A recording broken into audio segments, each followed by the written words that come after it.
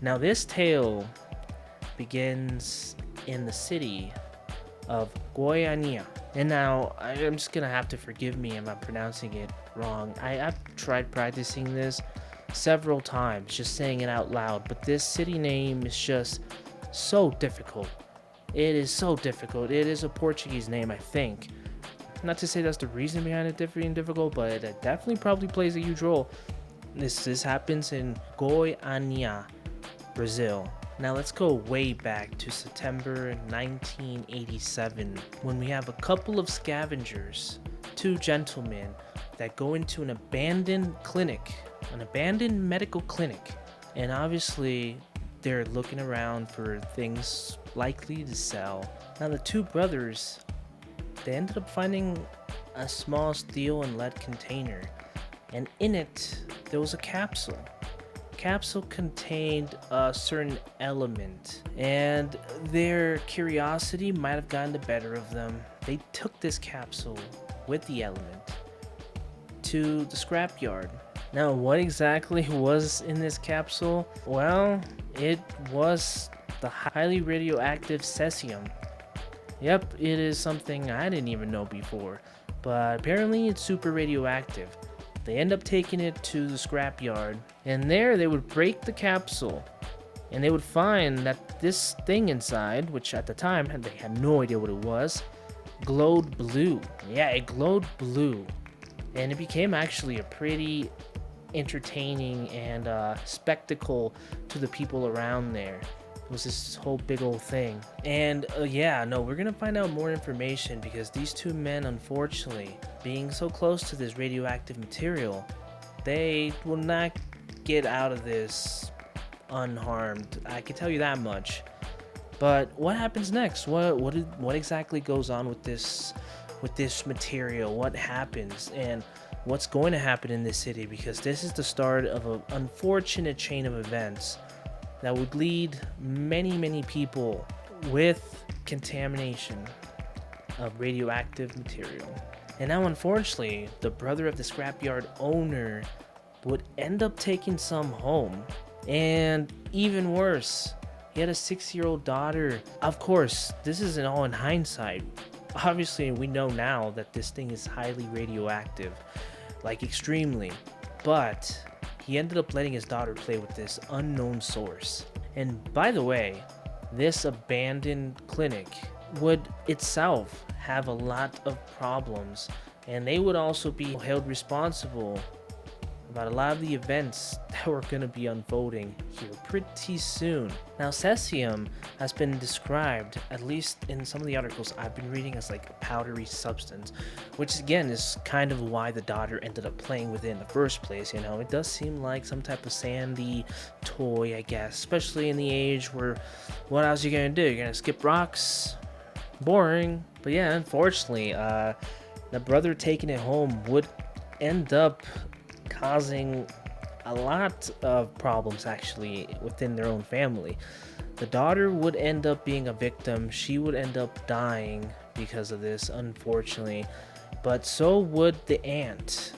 So the scrapyard's owner's wife would also end up being a victim. And it seems like she caught on pretty quickly on what exactly happened. She ended up taking the canister cesium to the local hospital, and they would end up determining that this thing is radioactive, or they at the very least they knew this thing was dangerous. Now, the aunt, her name was Gabriela Maria, she probably saved a lot of lives because it probably would have kept going in terms of like playing around and spreading this material.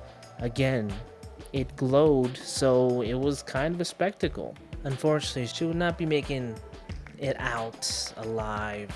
Now, in this incident, 2 more people would end up dying. 2 workers from the scrapyard, again, would also be directly killed by the radioactivity. In total, 250 people ended up being irradiated from this substance. Some a lot worse than others, but still they made it out. And now there have been studies on the long-term effects of this incident as well, and some of the stuff they ended up finding out was that breast cancer would be found about twice as much as the regions around the city.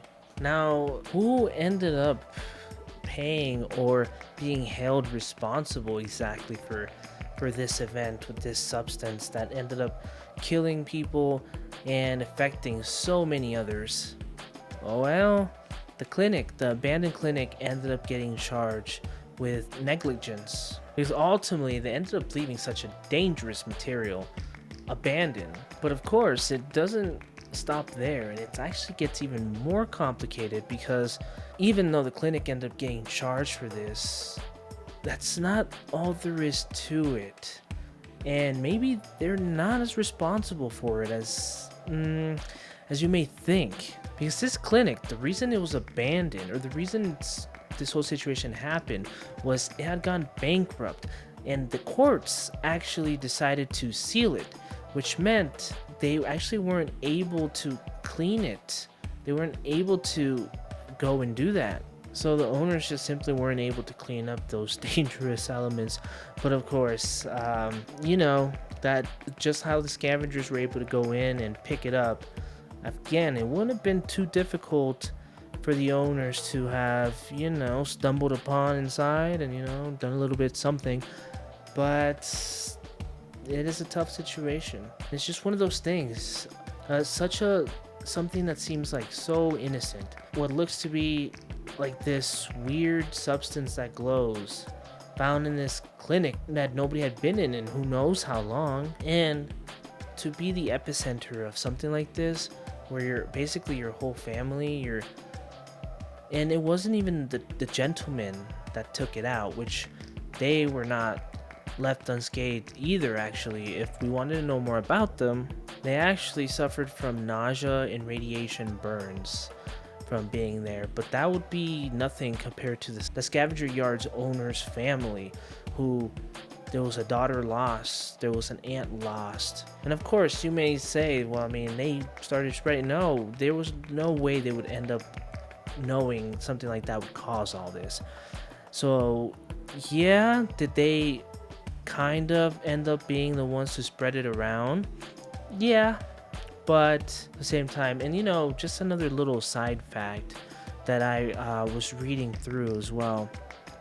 It really sucked because I believe the daughter was put in the hospital and she was put in like this isolated section, and not because that was the protocol, but because they were so afraid that they would get the radiation from her, that they kept her at arm's length. And it just makes me wonder, like, how much less, or how much the treatment went down in, like, quality because of that. I don't want to assume, or I don't want to even think that maybe her death was avoidable, but you just look at these things and you just can't help but think.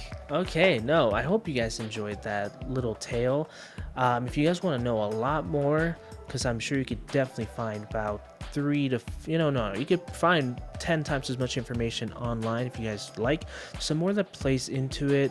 Just a couple of more things. You can find out more about the family itself, and there was a couple of things like, unfortunately, the daughter they were trying to bury her, and there was like a mob that kind of formed and tried to not allow them to bury in the cemetery because they didn't want other people to potentially other people in the coffins, right? So other dead people to potentially get affected.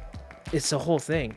And certain stuff like that, you can find out so much more information. So if you guys want to give it a read, it's available out there and it's fun. There's some people have made YouTube videos, like whole YouTube videos on it. So that's also another great resource. But yeah, let's move on, right?